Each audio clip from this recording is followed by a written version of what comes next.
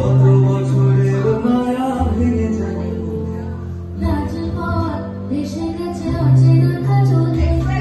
চোখে হাতালি করে গান বৈশাখী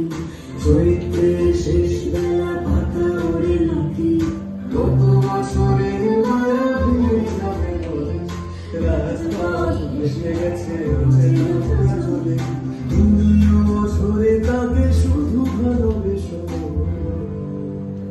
এসো রে বৈশাখ এসো রে বৈশাখ